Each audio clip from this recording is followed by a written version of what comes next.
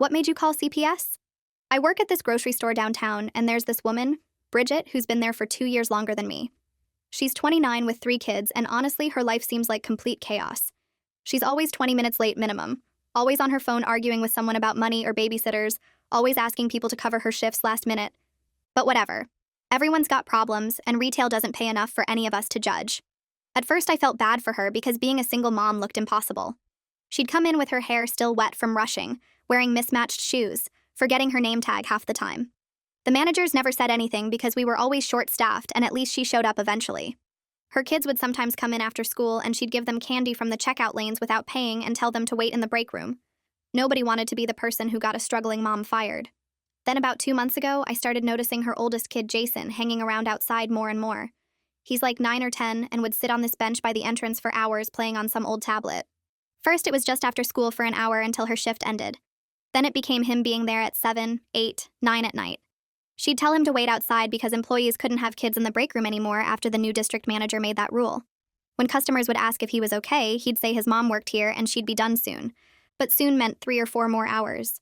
I mentioned to Bridget once that Jason had been outside for 2 hours and it was getting dark. She rolled her eyes and said he was fine. He had his tablet and knew not to go anywhere with strangers. She said I didn't understand because I didn't have kids and sometimes you had to make tough choices. She said at least he wasn't home alone like some kids whose parents worked nights. I kept my mouth shut after that, but it bothered me. The kid would be out there in the rain sometimes, just sitting under the little overhang getting splashed. He'd come in to use the bathroom and his lips would be blue from the cold. Other employees started noticing too. Tanya from deli would sneak him hot soup. Robert from produce would give him apples. But nobody wanted to actually say anything to management because Bridget would definitely get fired and then what would happen to those kids. It kept getting worse though. She started picking up extra shifts and Jason would be outside from 4 in the afternoon until 11 at night when we closed. She'd take her breaks and smoke cigarettes out back instead of checking on him. When he'd come looking for her, she'd get annoyed and tell him to go back outside and stop bothering her at work. One night I was leaving after closing and it was past 11:30 and Jason was literally asleep on the bench. Like completely passed out with his tablet dead in his lap and his backpack as a pillow. It was 40 degrees and he was wearing just a thin jacket. His shoes were untied and one had fallen off. He looked so small curled up on that metal bench. I went back inside to find Bridget, and she was in the back room laughing with another coworker about some show they both watched. I told her Jason was asleep outside and it was almost midnight and freezing. She sighed like I was being annoying and said she'd get him in a minute. She was almost done counting her drawer. I stood there for a second realizing she genuinely didn't care that her kid was unconscious outside a grocery store near midnight. That's when I went to my car and called the non-emergency line. I just told them an unattended child was sleeping outside our store, and I was concerned for his safety. I gave them the address and hung up. I didn't give my name or mention Bridget at all. The cops came about 20 minutes later and woke Jason up. Bridget had to leave her drawer half-counted to deal with them. She made up some story about just running inside for a second and losing track of time. They let her take him home, but I guess they made a report. Child services showed up at her apartment the next week according to what she told everyone. They interviewed all 3 kids and the neighbors and checked her house. They found out the younger 2, who were 6 and 4, were being left with Jason to babysit them while she worked doubles. They found out she'd been leaving them alone overnight when she picked up graveyard shifts. They found out there wasn't enough food in the house and the electricity had been shut off twice in the last few months. Yesterday, Bridget came in laughing. She's over by Register 3 telling some story with her hands waving around, and I'm crouched down restocking the bottom shelf of cereal boxes trying to make myself invisible. My heart won't stop pounding because 3 nights ago I sat in my car and dialed that number, and now she's here laughing like nothing happened. I can hear her voice carrying across the store, that loud, cheerful tone she uses when she's in a good mood. Part of me wants to walk out right now and never come back. I grab another box of Cheerios and shove it onto the shelf harder than necessary. She doesn't know it was me. Nobody knows except whoever took that call, and they're not telling her.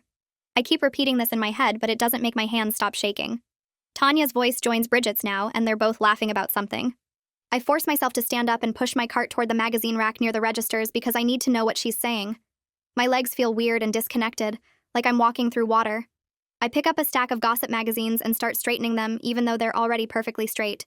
Bridget's saying something about her apartment being a disaster and how embarrassed she was. I freeze with a magazine halfway onto the rack. She's talking about the CPS visit. She's actually talking about it out loud where anyone can hear. Tanya asks something I can't quite catch, and Bridget laughs again. That laugh makes my stomach twist because it sounds genuine, not bitter or angry like I expected. I move one step closer and pretend to organize the candy bars hanging below the magazines. My hands are shaking so bad I almost knock over the whole display. Bridget's saying the caseworker lady was actually pretty cool, that she helped her fill out applications for programs Bridget didn't even know existed. She's describing how mortified she was about the mess in her apartment, but the caseworker didn't judge her or act superior. She just sat at the kitchen table and went through paperwork with her for like 2 hours. Tanya says something supportive, and Bridget keeps talking about emergency assistance and how she might finally be able to catch up on her electric bill. I'm standing there holding a Snickers bar like an idiot, trying to process this reaction I never saw coming.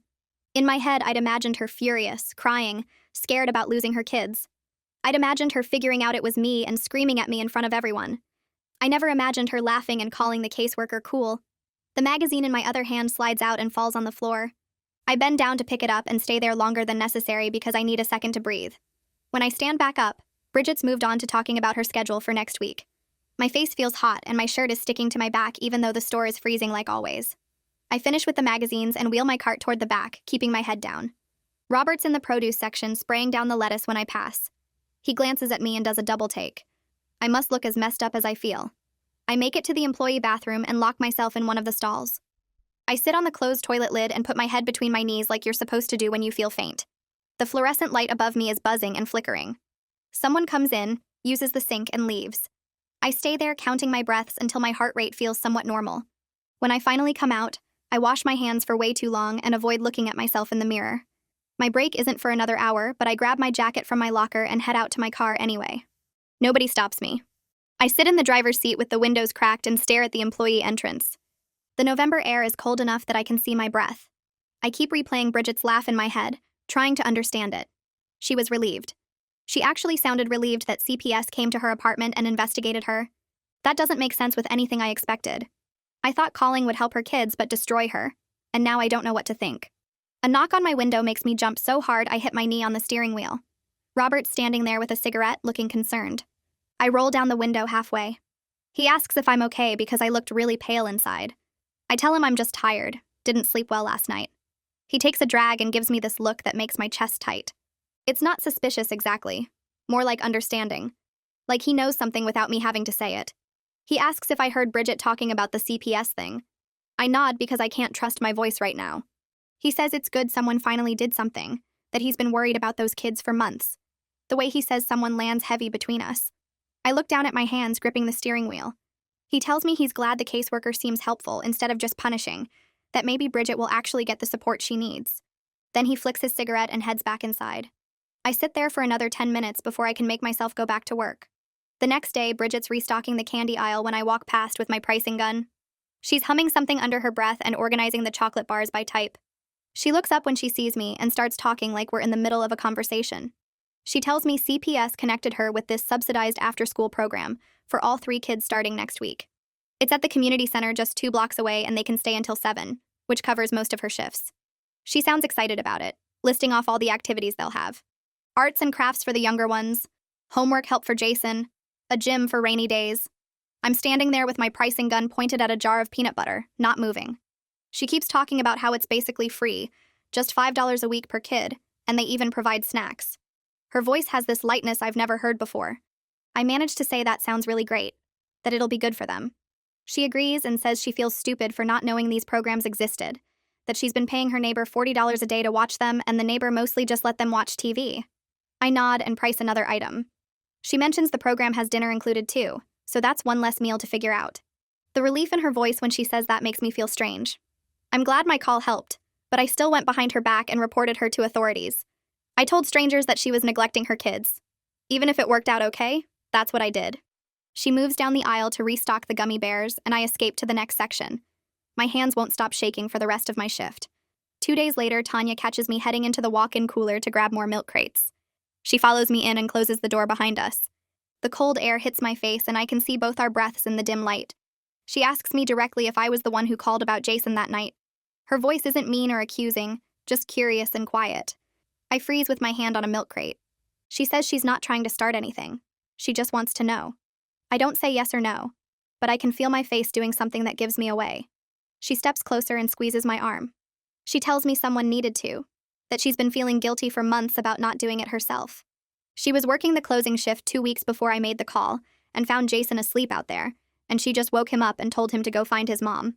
She's been losing sleep over it ever since. I tell her I understand, and she squeezes my arm again before letting go. We both stand there in the cold for a minute, not saying anything. Then she grabs the crates she came for and pushes back out into the store. I stay in the cooler for another minute, letting the cold air sting my face. At least one person knows now and doesn't hate me for it.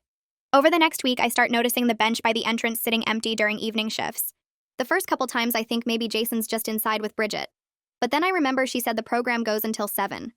I'm taking out trash one evening and I see the bench in the yellow light from the parking lot.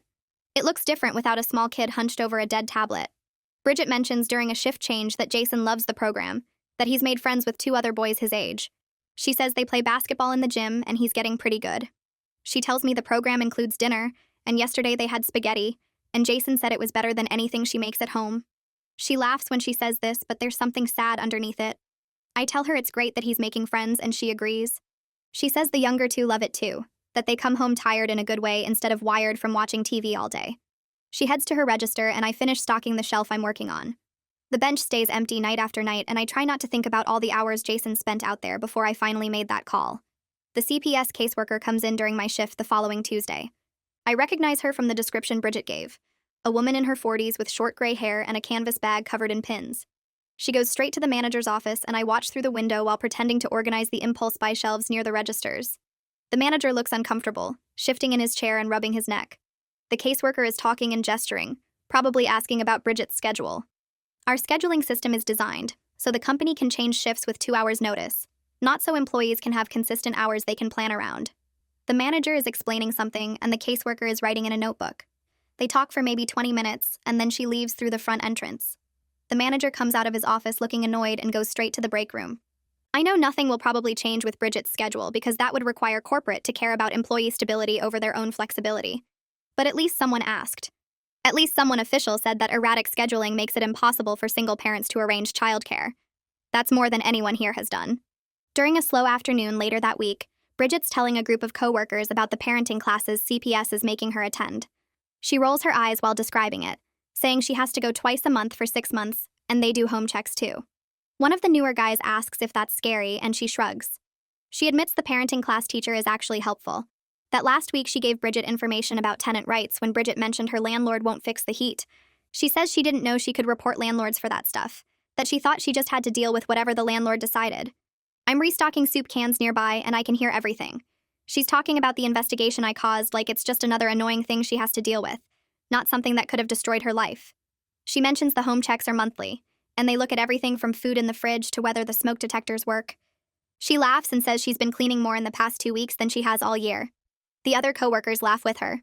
I stack another can and try to focus on getting the labels facing forward. The strange feeling in my chest won't go away. I triggered this investigation that's requiring her to take classes and submit to home inspections, and she's treating it like a minor inconvenience that comes with some unexpected benefits. I don't know how to feel about that. Robert finds me during my break later that week when I'm sitting in my car again. He taps on the window and I roll it down. He's not smoking this time, just standing there with his hands in his pockets. He tells me quietly that he's glad someone finally called about Jason. He says he's been losing sleep over it for months, watching that kid sit outside in the cold. But he has his own kids to feed and he couldn't risk making waves at work. His voice gets quieter when he says this. He tells me he knows what it's like to need every single paycheck and not be able to afford principals. I tell him I understand, and I do. We were all trapped between wanting to help and needing to survive. That collective paralysis let a 10-year-old sit outside a grocery store until midnight in 40-degree weather. Robert says at least it's over now. At least Jason has somewhere warm to go. I nod but don't say anything else. He heads back inside and I sit there thinking about how many of us saw what was happening and did nothing until I finally broke. The guilt of our shared silence doesn't feel any lighter, even though the outcome seems okay. We all failed that kid for months before one of us finally acted. 2 weeks after the investigation, I'm working the early shift when a group of kids comes through the entrance with 2 adults wearing community center shirts. They're on some kind of field trip, clipboards in hand and matching blue lanyards around their necks. I'm restocking the bread aisle when they pass and I glance over out of habit. Jason's in the middle of the group walking next to another boy about his age. They're both laughing about something and comparing notes on their clipboards. I stop moving and just stare. He looks completely different. His jacket actually fits and isn't threadbare at the elbows. His hair is cut neatly instead of hanging in his eyes. His shoes are tied and they match. But the biggest difference is his face. He's smiling a real smile, not the tired, flat expression he used to wear while sitting on that bench. The group moves toward the produce section, and one of the adults starts explaining something about nutrition. Jason doesn't notice me standing there with a loaf of bread in each hand. I'm grateful for that because I have no idea what I'd say to him. I'm the person who reported his mother. I'm the reason CPS came to his apartment and interviewed him and his siblings and looked through their whole lives. Even if it helped, even if he's better off now, I'm still the person who made that call. I finish restocking the bread and go to the back room where I can't see the field trip group anymore. I'm in the dairy section 2 days later when Bridget finds me. She's holding a clipboard and checking off inventory items, but she stops and calls my name. I turn around and she's smiling this tired but genuine smile. She tells me thanks again for covering that shift last month when she had that family emergency with her mom. I stand there holding a gallon of milk in each hand, trying to remember what she's talking about. Then I realize she means 3 weeks ago when I swapped shifts with her so she could handle something. She has no idea I made the call. She probably thinks it was some customer who saw Jason outside, or maybe just the cops doing a random check after they found him that night. Her gratitude for a completely different favor sits wrong in my stomach. I tell her no problem, and she goes back to her clipboard. I put the milk on the shelf, and my hands are shaking slightly. I'm living 2 lives now. The coworker who helps out when needed, and the person who reported her to authorities. She'll probably never know it was me, and I don't know if that makes it better or worse. The next morning, the store manager calls everyone to the break room before opening. We all crowd in there with our coffee and tired faces wondering what's going on. He stands by the bulletin board with this serious expression and starts talking about company policy regarding employees' children on the premises. Nobody says Bridget's name, but we all know. He reminds us that liability issues prevent children from waiting inside or outside the store for extended periods. He uses phrases like risk management and corporate responsibility. Tanya catches my eye from across the room and her face is tight. Robert is staring at his shoes. The manager keeps talking about how we all need to be mindful of policies and report concerns through proper channels. Several employees shift uncomfortably because we all know this exact policy is what forced Jason outside in the cold in the first place. But nobody says anything. Nobody challenges him or points out that maybe the policy itself is the problem. We just nod and agree to follow the rules and then file out to start our shifts. Bridget isn't working this morning, and I'm grateful for that. 3 days later, I'm restocking cereal when I hear Bridget's voice from the break room. The door is open and her tone is sharp. I move closer to the doorway while pretending to organize boxes. She's on her phone arguing with someone about heat. She says it's November now and her apartment is freezing and her landlord keeps saying he'll send someone but nobody ever comes. Then her voice changes. She mentions that CPS requires adequate heating, and her caseworker is doing another home visit next week and will verify everything is up to code. There's silence while she listens. Then she says, "Okay, good, tomorrow works," and hangs up. I stand there holding a box of cornflakes, realizing what just happened. The investigation is giving her power she didn't have before. Her landlord has been ignoring her complaints for who knows how long, but suddenly CPS involvement means he has to actually fix things. That feels like something positive coming from all this mess. Something I didn't expect. I'm on Register 4 the following week when Tanya takes Register 5 next to me. It's slow, and we're just standing there watching the entrance for customers. She leans over slightly and mentions that Bridget seems different lately. Less stressed somehow. Like having the kids in an actual program with structure has lifted weight off her shoulders. I think about it and realize she's right. Bridget has been on time more often in the past few weeks. She's not constantly on her phone dealing with childcare emergencies or begging people to cover shifts. She actually seems present when she's working instead of just surviving each moment. Tanya says maybe Bridget was drowning before and too proud to ask for help. Or maybe she didn't even know help existed. I nod and scan a customer's items and think about how easy it is to judge someone's choices when you're not living their impossible circumstances. Maybe Bridget needed intervention not because she was a bad mother, but because she was a desperate one with no resources and no support system. 3 weeks after the CPS visit, Bridget comes in during the afternoon shift with her phone out showing pictures to everyone. I'm organizing the magazine rack when she spots me and waves me over. She's grinning and pulling up photos of a birthday party. It's Christopher's 4th birthday, and the after-school program helped organize it. There are pictures of all 3 kids around a table with a cake covered in blue frosting. Decorations hang from the ceiling. Other kids from the program are in the background. She swipes through showing me different shots, and her voice has this genuine happiness I haven't heard before. She points out Christopher's face covered in frosting, and Isla wearing a party hat, and Jason actually smiling next to his siblings. I look at the photos and see 3 children who look like regular kids instead of tiny adults managing crisis. They're just being kids at a birthday party. Something simple that most families take for granted but was impossible for them before. Bridget keeps talking about how the program staff went all out and how Christopher was so excited. I tell her the photos are great, and I mean it. When she walks away, I feel this complicated mix of relief and guilt that won't go away. Robert finds me in the stockroom later that week. It's quiet back there, and he's putting away produce boxes, but he stops when he sees me. He tells me his own mother was investigated by CPS when he was a kid. His voice is low, like he's sharing something private. He says it actually helped his family get connected to resources they needed. Food assistance and counseling and programs they didn't know existed. He says the system isn't perfect, and sometimes it fails people, but sometimes intervention is necessary, even when it feels like betrayal. He looks at me directly when he says this last part. I realize he's giving me permission to feel okay about what I did. His story makes the guilt slightly lighter, but I still can't shake the feeling that I crossed some invisible line by making that call. He goes back to stacking boxes, and I stand there thinking about how many families are out there struggling in silence. The caseworker comes back for a follow-up visit the next week, and I specifically requested that day off. I didn't want to risk being there when she was asking questions. I spent the day at home cleaning my apartment and trying not to think about it. Tanya texts me around 3 saying the caseworker just left. She says the woman talked to several employees who regularly interacted with Jason during his time outside.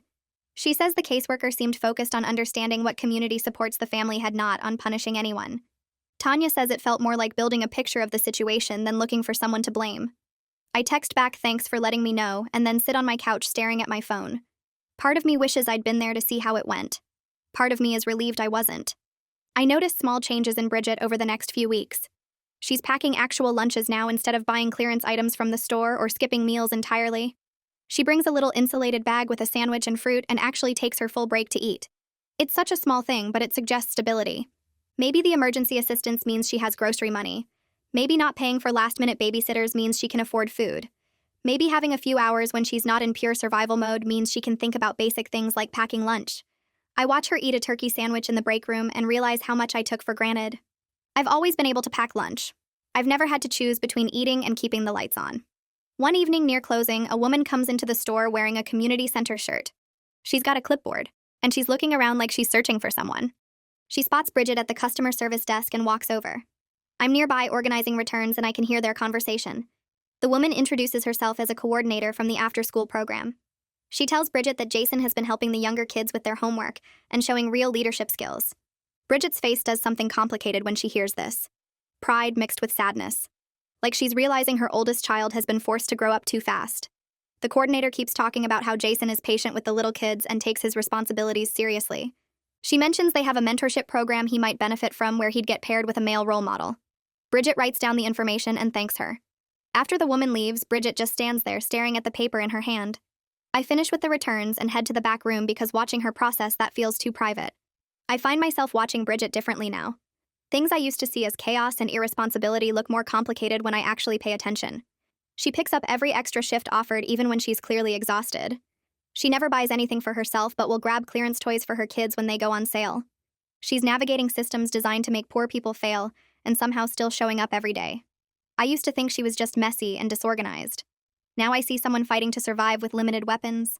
My judgment feels less certain, less black and white. I don't know who deserves what anymore or how to measure good parenting when someone is drowning. I just know that 3 kids are safer now than they were before, and maybe that's what matters most. A slow Tuesday afternoon meant empty aisles and time for Bridget to actually talk instead of running between registers and restocking. She leaned against the customer service counter chatting with another cashier about something her caseworker had done. I was organizing the impulse buy section nearby and couldn't help overhearing. Bridget laughed while explaining that the caseworker helped her apply for subsidized housing with a 2-year waitlist. She said at least she was on it now, which was better than nothing. The other cashier asked what subsidized housing even was, and Bridget admitted she didn't know it existed in our city until last week. She thought it was just something from other places, not here. I kept straightening candy bars that didn't need straightening and thought about how many resources must be invisible when you're drowning. When you're working doubles and dealing with shut-off notices and finding babysitters, you don't have time to research what help might exist. You just survive hour by hour. Bridget kept talking about the application process and how complicated the paperwork was, but her caseworker walked her through every section. The waiting list didn't bother her as much as I expected. She seemed almost excited just to be on it, like having a possibility 2 years away was still hope. The district manager showed up the following week doing his quarterly store visits. He usually just checked inventory and talked to the store manager in the office, but this time he made a point of finding Bridget during her shift. I was covering a register 3 lanes over when he approached her at customer service. He told her he'd been reviewing employee records and noticed her improved punctuality and performance over the past month. Bridget looked surprised, like she expected criticism instead of recognition. He kept talking about how reliability was valuable, and the company needed good people in leadership positions. Then he offered her first consideration for the next assistant manager position that opened up. Better pay, consistent scheduling, actual benefits. Bridget's face went through about 5 different expressions before settling on shocked. She thanked him and said she'd definitely be interested. After he walked away, she just stood there staring at nothing for a solid minute. I wondered if anyone had ever recognized her for doing well instead of only noticing when she struggled. The idea that she could move up instead of just surviving seemed to genuinely surprise her. I saw Jason outside the store a few days later, but everything about the situation looked different. He was with a group of kids his age and 2 adults wearing community center shirts.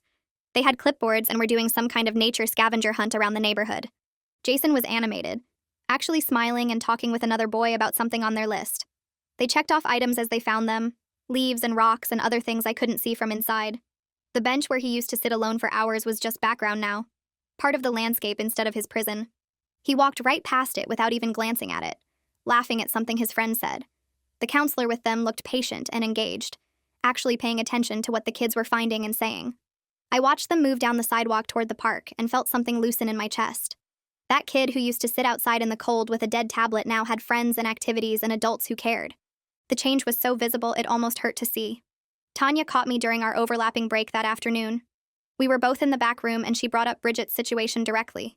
She said she was glad someone finally did something about it. Her voice was quiet but firm, like she'd been thinking about this for a while. She told me she wished she'd been brave enough to make the call herself. I didn't confirm or deny anything, but my face probably gave me away.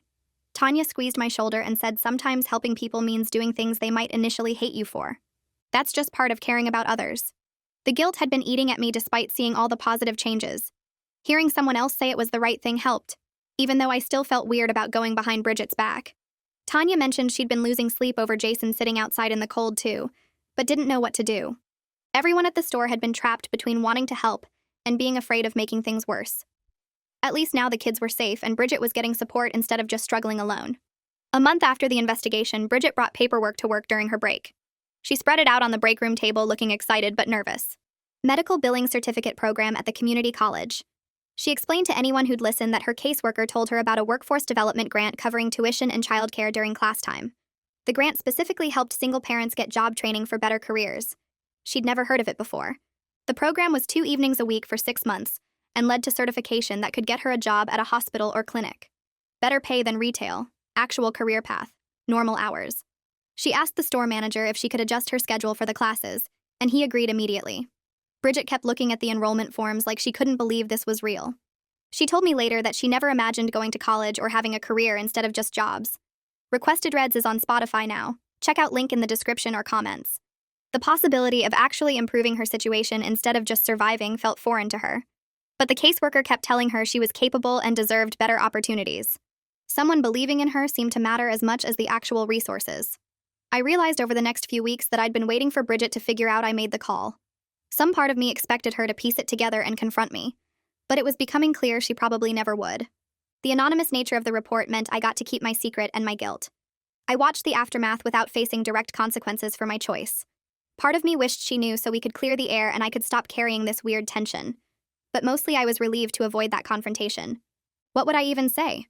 I reported you because your kid was sleeping outside in the cold and you didn't seem to care? That sounded harsh even though it was true. The complexity of the situation made simple explanations impossible. She was failing her kids but also trapped in impossible circumstances. I helped protect the children but also went behind her back to authorities. Nothing about it felt purely good or purely bad. Just necessary and uncomfortable and permanently complicated. Robert mentioned during a restocking shift that his daughter went to the same after-school program now. She'd become friends with Isla, Bridget's 6-year-old. He said Isla talked constantly about how much she loved the program and didn't want to miss any days. They did art projects and played games and got help with homework. His daughter said Isla was always happy and excited about whatever activity they were doing.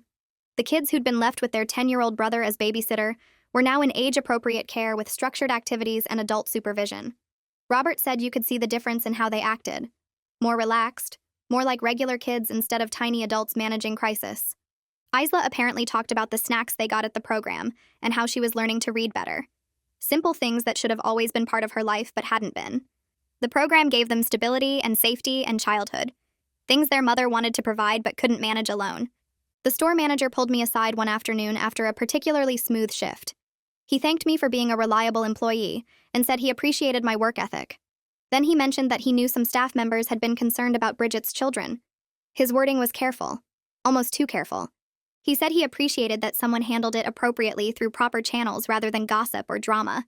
The way he looked at me while saying this made me wonder if he knew or suspected I made the call. But he didn't push further, and I didn't volunteer information. We just stood there for a second with this understanding hanging between us. He added that the situation had worked out better than anyone expected, and Bridget was doing well now. Then he went back to his office, and I went back to my register. The conversation felt significant, but incomplete. Like he was telling me he knew without actually saying it directly. Or maybe I was reading too much into it because of my own guilt. Bridget told a group of coworkers during lunch break that her electricity hadn't been shut off in 6 weeks. She said it like an accomplishment, which I guess it was for her. 6 weeks was apparently a record this year. The emergency assistance program helped her catch up on bills and taught her about payment plans she didn't know utilities offered. You could pay a set amount each month based on income instead of the full bill. She'd been trying to pay everything at once and failing, then getting hit with shut-off notices and reconnection fees. The payment plan meant consistent smaller amounts she could actually manage. She talked about not worrying whether the lights would work when she got home. That specific relief in her voice was tangible. Such a basic thing that most people never think about. Flipping a light switch and having it work. But for her, it had been a constant source of stress and shame. Now she could focus on other things instead of that particular crisis. The stability showed in other ways too. She seemed calmer, less constantly on edge. Like removing one major stressor freed up mental space for everything else. A newer employee complained about covering one of Bridget's shifts, and I jumped to her defense without thinking. I explained that she was dealing with a lot, and had actually been much more reliable lately. The new guy didn't know Bridget's history or circumstances. He just saw someone asking for coverage and assumed she was flaky. I found myself explaining about her kids and the community programs and how much things had improved. Defending her felt natural even though months ago I'd been judging her just as harshly. I realized I'd shifted from seeing surface chaos to understanding the circumstances underneath. The complexity of her situation had become more visible to me than just the mess I initially noticed. She wasn't irresponsible or careless. She was someone trapped in systems designed to make poor people fail, fighting to survive with limited resources and no safety net. My judgment had been easy when I didn't understand the full picture. Now I saw how hard she was working just to keep her family together. That changed everything about how I viewed her choices and struggles. 3 months passed faster than I expected.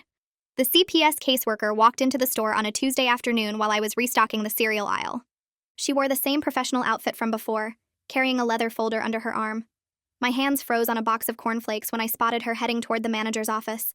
Through the glass window, I watched her shake hands with him, then sit down across from his desk. Their conversation looked calm and businesslike. No tension in anyone's shoulders, no defensive postures or crossed arms. After about 10 minutes, she left the office and walked over to where Bridget was working the customer service counter. They talked for maybe 5 minutes, both smiling occasionally. Bridget nodded several times and even laughed once. The caseworker touched Bridget's arm briefly before leaving, like friends saying goodbye. I kept pretending to organize cereal boxes that were already perfectly straight. During our afternoon break, Bridget sat at the table in the back room eating a sandwich she'd brought from home. She mentioned to another coworker that her caseworker visit went really well. The caseworker said she was making excellent progress with everything.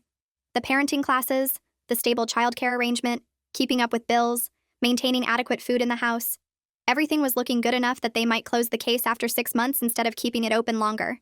Bridget sounded relieved but also proud, like she'd accomplished something significant. I dumped my coffee in the sink and rinsed the cup, listening to her talk about how different things were now compared to a few months ago. The following week, Tanya came to work carrying a white bakery box and wearing a huge smile. She gathered several coworkers in the break room during the mid-afternoon lull and told us Bridget had finished her first medical billing class. She got an A on the final exam. Tanya had organized a small celebration, asking people to chip in a few dollars for a cake from our own bakery department. 8 of us crowded into the break room when Bridget came in for her scheduled break. We all yelled surprise and she actually jumped, putting her hand over her heart. The cake had "Congratulations, Bridget," written in blue frosting. Her eyes got wet immediately, and she kept saying she couldn't believe we did this. She cut the cake with shaky hands while people clapped. When she took the first bite, tears were running down her face. She told us that nobody had ever made a fuss about her accomplishments before. Not when she graduated high school, not when any of her kids were born, never.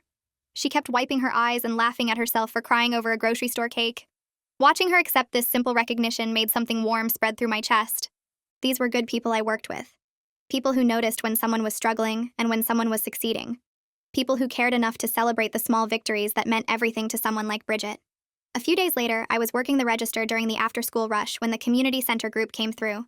About 15 kids with 3 adults, all wearing matching yellow name tags. They were doing some kind of field trip about nutrition and shopping. I recognized Bridget's 3 kids immediately. Christopher was holding hands with one of the adults, skipping along and pointing at colorful packages. Isla walked with 2 other girls her age, all of them giggling about something. Jason was toward the back of the group with a boy about his height. This time Jason looked directly at me while they passed. He raised his hand in a small wave and smiled. Just a quick, normal kid smile before turning back to whatever his friend was saying. Something about his face looked different. Lighter somehow. The weight that used to press down on his shoulders seemed less heavy. He was still a serious kid. You could see it in his eyes, that awareness of responsibility that most 10-year-olds don't carry. But there were moments now, like when his friend made him laugh, where he looked like he was allowed to just be 10. Not a parent substitute or a babysitter or a guardian. Just a kid with friends doing normal kid things. Thursday evening was slow, only a few customers wandering the aisles. Bridget and I were both assigned to stock shelves in the canned goods section. We worked in comfortable silence for a while, just the sound of cans sliding onto metal shelves. Then Bridget started talking about her parenting class.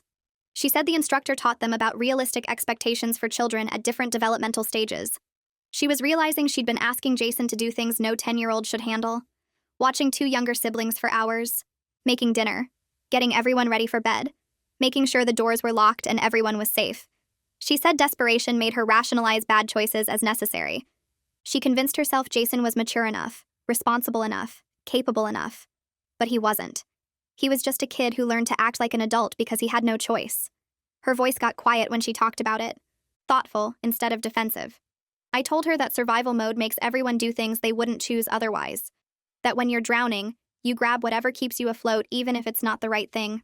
She looked at me with such gratitude, like I'd given her permission to forgive herself. We went back to stocking shelves, but the air between us felt easier. The store announced new management the following month. The old district manager transferred to another region, and we got a new assistant manager who came from a store in a different state. Her first week, she called individual meetings with employees to learn about their situations and needs. When Bridget came back from her meeting, she looked stunned. The new assistant manager was much more flexible about scheduling for employees with childcare needs.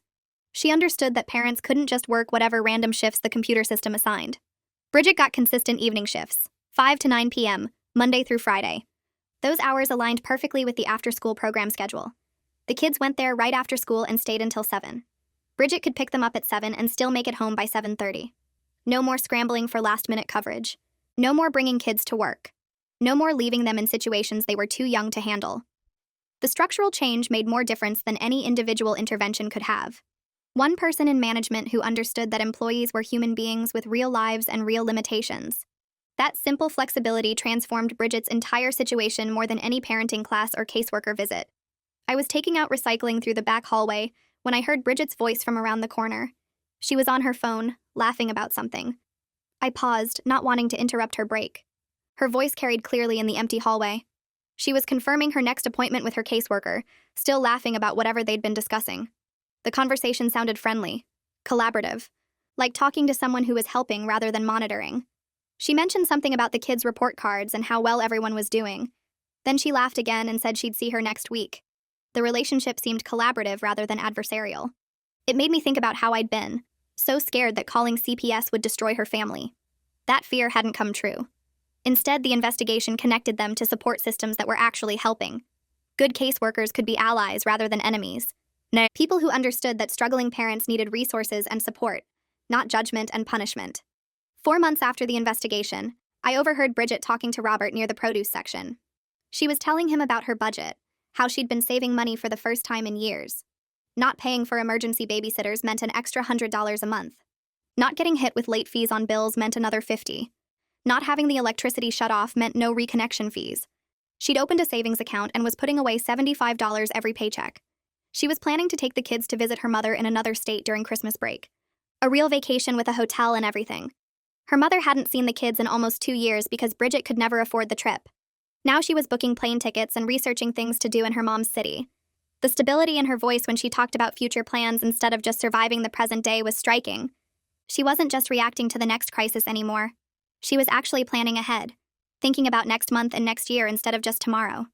Robert found me in the break room later that week. He sat down across from me with his coffee, and mentioned casually that his daughter said something interesting at dinner. Isla had told her class during sharing time that her family was doing much better now, and her mom was going to college. His daughter came home talking about it because she thought it was cool that Isla's mom was in the school just like the kids.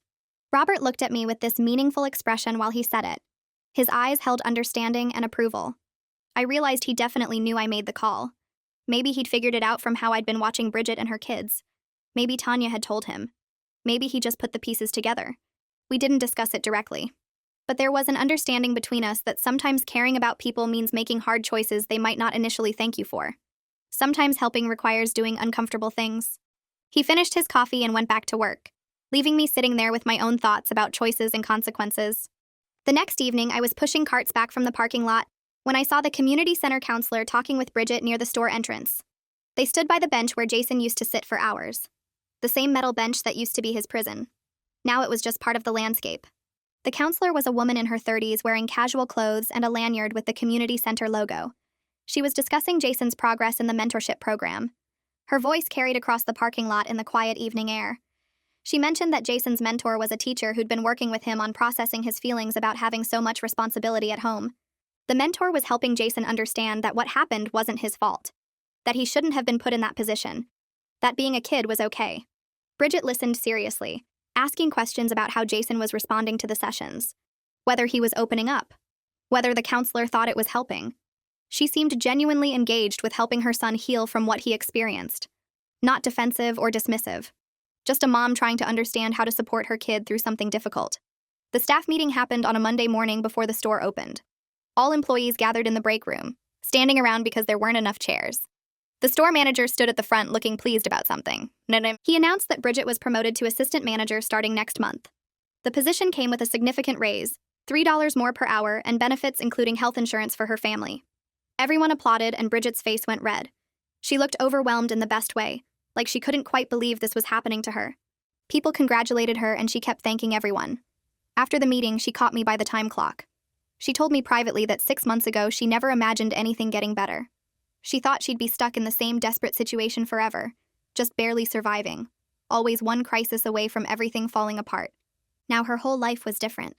She had stable childcare, consistent work hours, money and savings, health insurance coming, and a promotion she never thought she'd get. Her voice cracked when she said it, and I told her she earned every bit of it. A few weeks went by, and Tanya and I ended up closing together on a Tuesday night. The store was dead after 9, just us doing cleanup and restocking while the fluorescent lights hummed overhead. She was wiping down the deli counter, and I was organizing the magazine rack when she walked over and stood next to me. She didn't say anything at first, just helped straighten the displays. Then she told me directly that she knew I made the call about Jason. Her voice was quiet but certain. She said it was the right thing to do even though it was scary. She could tell by how I'd been watching Bridget and her kids over the past few months, like I was checking whether my choice helped or hurt them. My hand stopped moving and I just stood there holding a stack of gossip magazines. I finally admitted it was me. Saying it out loud to someone who understood felt like releasing pressure I didn't know I was holding. She squeezed my shoulder and said she'd been losing sleep over not calling herself, that seeing Jason outside in the cold had haunted her. We finished closing in comfortable silence, both of us carrying less weight than we had an hour before. The next week, the CPS caseworker came back for what I learned later was her final visit. I was stocking shelves in the cereal aisle when I saw her talking with Bridget near the customer service desk. I moved closer while pretending to organize boxes, close enough to hear their conversation. The caseworker told Bridget that the case was closed successfully because she'd maintained stable housing, consistent childcare, and real engagement with support services. Her voice was warm, not the cold bureaucrat tone I'd imagined.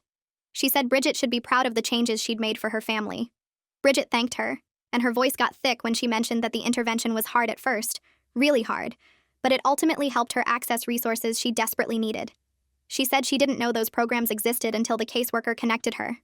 They shook hands and the caseworker left, and I stayed in the cereal aisle processing what I'd heard. Bridget wasn't angry about the call anymore. She was grateful. 2 days later, Bridget brought all 3 kids into the store on her day off. She wanted to show them where she worked, and they were excited to see the place their mom talked about all the time. Christopher and Isla ran around looking at everything with wide eyes, pointing at the bakery displays and the flower section. Jason stayed closer to Bridget, still her serious and protective oldest, even though he looked more relaxed than I'd ever seen him. She walked them through each department and introduced them to coworkers with obvious pride. Robert gave them each an apple from produce. Tanya snuck them cookies from the bakery. The kids were well-behaved and polite, saying thank you without being prompted. They'd clearly benefited from having structure and stability in their lives. Watching them together as an actual family instead of people just surviving felt important somehow. I caught Bridget alone by the time clock later that week. I told her directly that I was proud of how she'd turned things around. She thanked me and mentioned that having people at work who didn't judge her made a huge difference during the hardest time. She said she knew some coworkers probably thought she was a terrible mom, but others like me and Tanya and Robert treated her like a person who was struggling, not a failure. The irony of her gratitude sat heavy in my chest. I was the one who reported her. I was the one who set everything in motion. But I was starting to accept that my judgment and my action both came from caring about her kids' safety. Morality was more complicated than I thought. Sometimes you can judge someone's choices as dangerous while still caring about them as a person. A woman from the after-school program came into the store the following Tuesday looking for Bridget. She introduced herself as the program director and told Bridget that Jason had been selected for a summer leadership camp that was fully funded. She thought he'd really benefit from the experience. Bridget immediately said yes and asked what paperwork she needed to complete. The director mentioned that the camp focused on helping kids who'd experienced family stress develop healthy coping skills.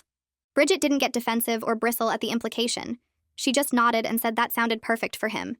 She asked questions about what he'd need to bring and whether he'd be comfortable being away from home for a week. The director assured her they had counselors trained to work with kids like Jason, kids who'd been forced to grow up too fast. After she left, Bridget looked at me and said she never imagined her kids would get opportunities like this. During a slow afternoon shift a week later, Bridget and I were both stuck at registers with no customers. She started telling me about her plans after finishing the medical billing certificate. She wanted to get a job at a hospital or clinic with better pay and benefits than retail offered. She talked about being able to afford a 2-bedroom apartment so the kids didn't all share one room. She mentioned maybe even saving for a car so she wasn't dependent on buses and could get to work reliably. Her dreams were modest but real. She believed they were achievable now, which was different from before when she'd seemed trapped in permanent crisis mode. She pulled out her phone and showed me apartment listings she'd been looking at, places that would be possible once she had that clinic job. The hope in her voice made something tight in my chest loosen. I saw Jason outside the store one last time a few days later. But everything was different. He was with his mentor from the program, and they were getting ice cream from the shop next door. I watched them through the window while pretending to adjust the shopping cart corral. Jason was laughing at something his mentor said, looking relaxed and happy in a way I'd never seen during all those months he spent waiting outside. The bench where he used to spend countless cold and lonely hours was visible behind them, empty now. It was just a regular bench again, not a symbol of neglect. The change that had happened in just a few months felt huge. That small boy who used to fall asleep there with a dead tablet was becoming a regular kid with a mentor and summer camp and after-school friends. Tanya mentioned during our next overlapping shift that she'd started volunteering with the community center's after-school program. Seeing how much it helped Bridget's kids made her want to contribute. Robert told me he'd been donating to their fundraisers and spreading the word about their services to other employees who had kids. The ripple effect of one intervention had made several people more aware of how struggling families need community support, not just judgment. We'd all been complicit in Jason's suffering by staying silent, making ourselves feel better with small gestures like soup and apples. Now we were trying to actually help prevent other kids from ending up in similar situations. It didn't undo our earlier failure, but it was something. 6 months after I made that anonymous call, Bridget completed her medical billing certificate. She got hired at a clinic with regular hours, better pay, and full benefits including health insurance for her whole family. She gave her 2 weeks' notice at the store. We threw her a going-away party during her last shift, decorating the break room with streamers and getting a cake from the bakery department. She made a speech thanking everyone for supporting her through a difficult time. Her voice broke when she talked about how scared she'd been that she'd never get out of the cycle of poverty and chaos. Several coworkers got emotional. Tanya cried. Even Robert's eyes looked wet. Bridget had become more than just the chaotic coworker who was always late. She'd become someone we all rooted for. On Bridget's last day, she pulled me aside near the employee lockers after her final shift. She told me she knew someone from the store called CPS that night about Jason. She said she was angry at first, furious actually, but she was grateful now because it forced her to accept help she was too proud to ask for. She didn't say she knew it was me specifically, but her eye contact suggested she might suspect. She held my gaze for a long moment.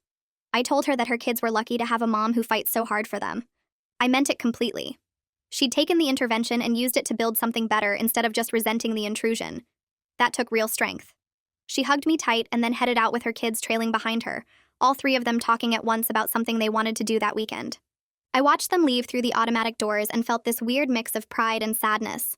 The store got a new person to take Bridget's position about a week later. Her name was Michelle, and she was always exactly on time, never asked anyone to cover her shifts, kept her personal life completely separate from work. She was efficient and reliable and honestly kind of boring compared to Bridget's constant chaos. I caught myself missing the drama sometimes. Missing Bridget rushing in 20 minutes late with some wild story about why the bus broke down, or her landlord showing up at 6 a.m., or one of the kids getting sick at the school. Michelle just showed up, did her job perfectly, and went home. There was something about Bridget's messiness that made the store feel more human, more real. She reminded everyone that we were all just people trying to survive, not robots scanning groceries. I realized she taught me something important about judging other people's choices when you have no idea what impossible situation they're dealing with. It's easy to say what someone should do when you're not the one trying to keep 3 kids fed on retail wages with no childcare and an apartment that keeps losing power. 3 months after Bridget left, I was doing my own grocery shopping on my day off, and I saw her in the produce section with all 3 kids. They were picking out vegetables together, and the kids were actually helping instead of running around causing chaos. Jason was reading labels to his mom and helping her compare prices. Isla was carefully selecting apples and putting them in a bag. Christopher was sitting in the cart seat looking happy and well-rested. Bridget looked completely different from she used to at work. Her hair was styled, her clothes matched, and she wasn't frantically checking her phone every 30 seconds or yelling at anyone. She saw me and her whole face lit up. She came over and we hugged like old friends instead of former coworkers who barely knew each other outside of work stress. She told me the clinic job was going amazing and they were already training her on additional responsibilities because she was so good at it.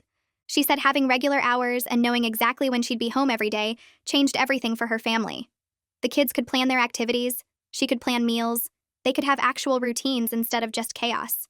She thanked me again for being supportive during her hard time at the store and said she thought about us sometimes and hoped everyone was doing okay.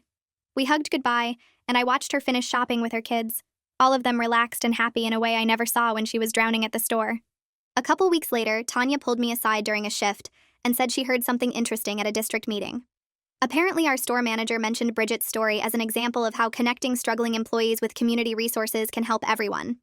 The company was now looking into developing partnerships with local service organizations to help other employees who might be dealing with similar situations. Tanya said it felt weird that one person's crisis was leading to actual systemic changes, but maybe that's how things get better sometimes. One family falls apart publicly enough that people notice and decide to build better safety nets for others. It didn't undo all the months that Jason spent sitting outside in the cold, or all the nights Bridget's kids went to bed hungry, but it might prevent other families from reaching that same breaking point. That felt like something meaningful coming from something so painful. I started seeing Jason around the neighborhood sometimes after that. He'd be walking with a couple other kids his age, laughing about something, looking like a normal preteen instead of a tiny adult carrying the weight of his family. Sometimes he was with an older guy who I figured must be his mentor from that program. They'd be getting ice cream or throwing a football in the park or just talking while they walked. Jason was getting taller and filling out a bit, not so skinny and tired looking anymore. I wondered sometimes if he remembered all those hours outside the store, or if kids are resilient enough that the trauma doesn't stick the same way it would for adults. Maybe he'd grow up and barely remember the worst parts, just have this vague sense that things were hard when he was little, but then they got better. Or maybe those memories would stay with him forever, shape how he saw the world and his place in it. I hoped for the first option, but suspected the second was more likely. Robert and I were restocking the cooler together one evening, and somehow got on the topic of how Bridget was doing. He mentioned that his daughter was in the same class as Isla now, and said she was one of the happiest kids there. Apparently, Isla talked constantly about activities she did with her family, about going to the park and the library and community center events. Robert's daughter said Isla used to be really quiet and kind of sad-looking, but now she was always smiling and participating in class. The younger kids, who were basically invisible in the original crisis, were thriving in ways that probably wouldn't have been possible without someone intervening.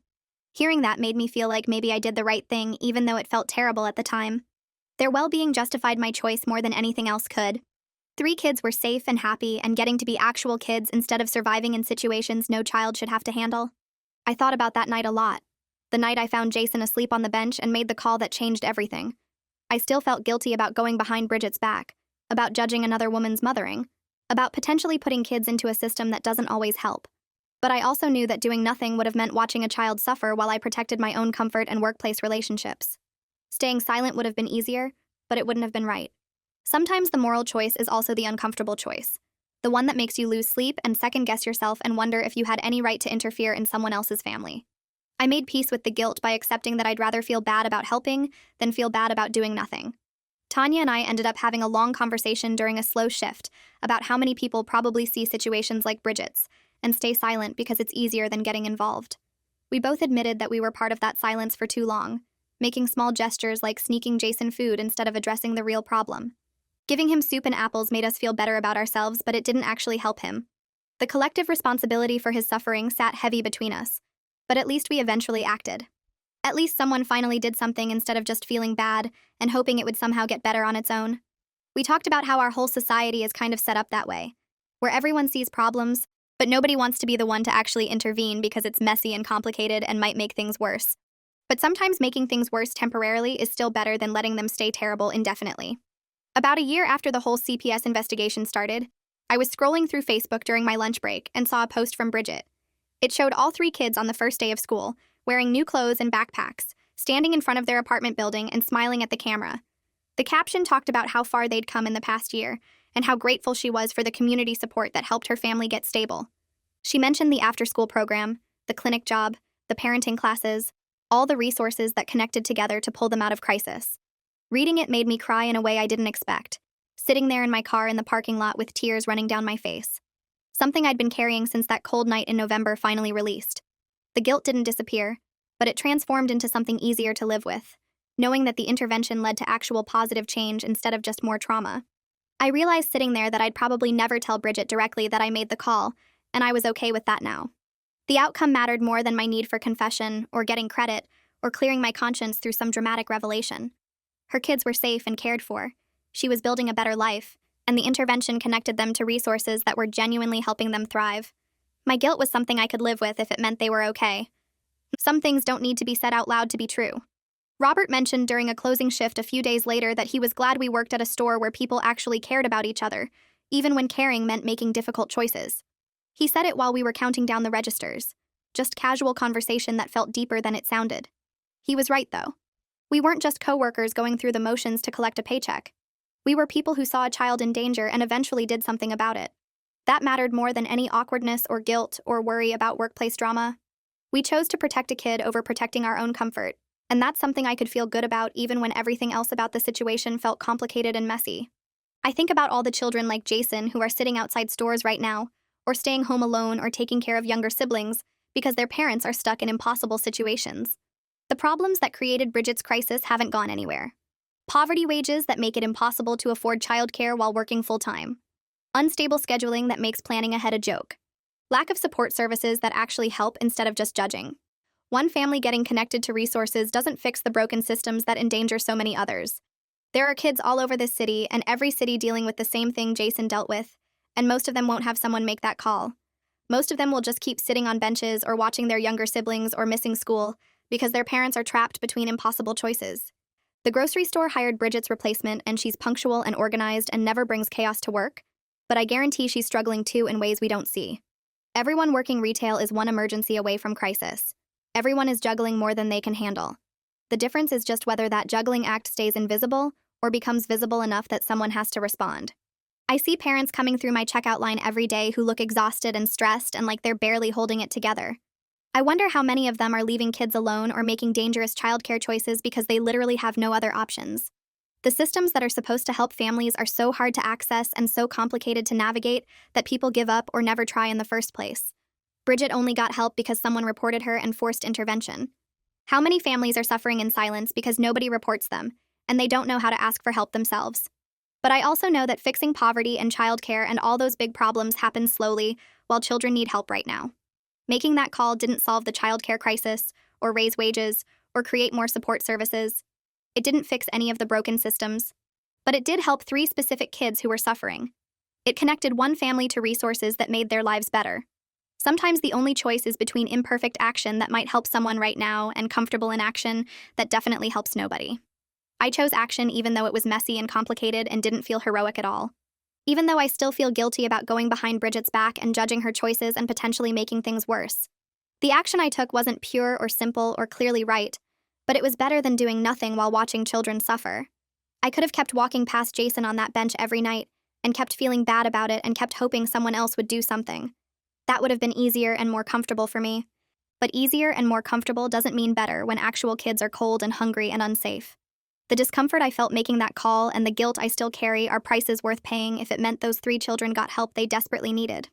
Tanya tells me during a closing shift a few weeks after Bridget left that she's been talking to other parents at her kids' school about community resources and support programs. She's spreading information that might help families before they reach crisis point. She mentions the after-school program and the emergency assistance and the subsidized housing list and all the things she learned from watching Bridget's situation. Robert has been volunteering on weekends to help low-income families navigate social services applications because he says the paperwork is designed to make people give up.